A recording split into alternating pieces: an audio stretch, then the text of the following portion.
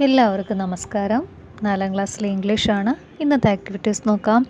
Complete the puzzle, make meaningful sentences using the word cards, complete the word steps. നമുക്ക് ഓരോന്നോരോന്നായിട്ട് നോക്കാം. Read the following sentences, write the word opposite in meaning to the word underlined in the space provided. Complete the puzzle using these words.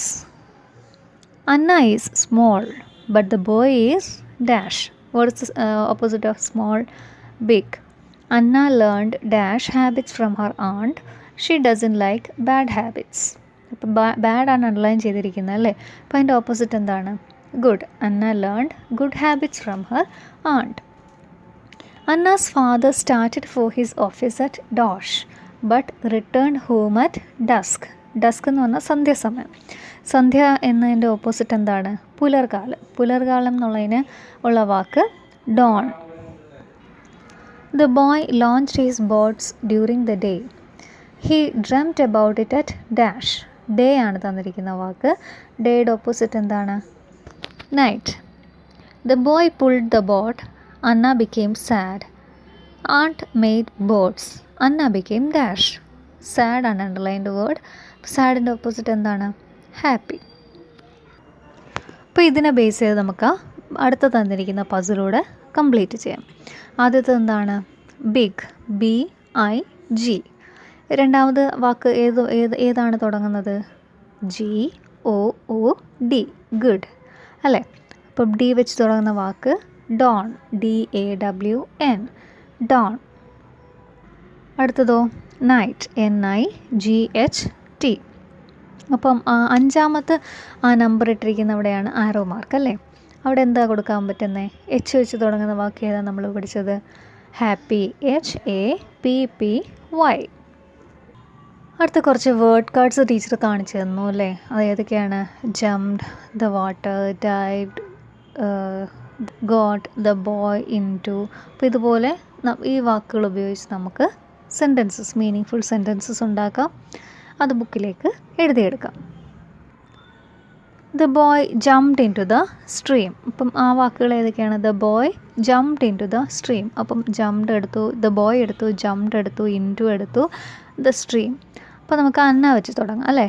Anna dived into the water.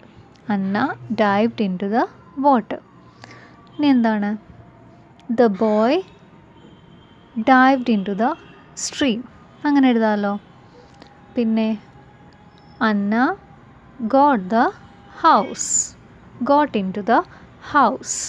അങ്ങനെ എഴുതാം. Anna got into the house. പിന്നെ Anna jumped into the water.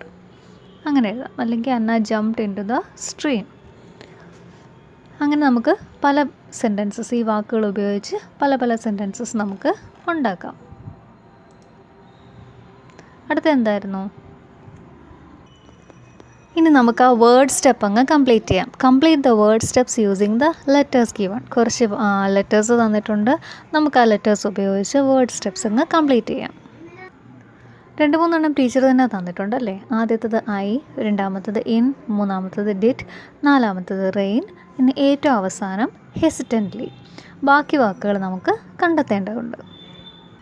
അപ്പോൾ അടുത്ത വാക്കിൽ നമുക്ക് എഴുതേണ്ടുന്നത് I രണ്ടാമതായിട്ട് വരുന്ന ആ ഒരു വാക്കാണ് അല്ലേ. നമുക്ക് ഡേർട്ടി എഴുതി നോക്കിയാലോ. DIRTY. ഡേർട്ടി അല്ലേ. പിന്നെ അടുത്ത ഏതാണ്? അതും രണ്ടാമത് തന്നെ വരുന്നത് ലിറ്റിൽ കൊടുക്കാം. LITTLE. ലിറ്റിൽ. അടുത്ത മൂന്നാമതായിട്ടാണ് ഐയുടെ സ്ഥാനം. അപ്പോൾ നമുക്കവിടെ സ്വിഫ്റ്റ്ലി എഴുതാം. SWIFTLY. അടുത്തത് ഹൊറിബിൾ. അഞ്ചാമതാണ് ഐയുടെ സ്ഥാനം. അപ്പോൾ നമുക്ക് ഹൊറിബിൾ എന്ന് എഴുതാം. അടുത്തത് ഡിലൈറ്റഡ്. അവിടെ നാലാമതാണ് ഐയുടെ സ്ഥാനം. ഡിലൈറ്റഡ് എഴുതുകയാണെങ്കിൽ നമുക്ക് ആ കോളം അങ്ങ് കംപ്ലീറ്റ് ആവും. അപ്പോൾ ഇത്രയൊക്കെയായിരുന്നു ഇന്നത്തെ ആക്ടിവിറ്റീസ്. പുതിയൊരു വീഡിയോയുമായി പിന്നീട് കാണാം. Thank you.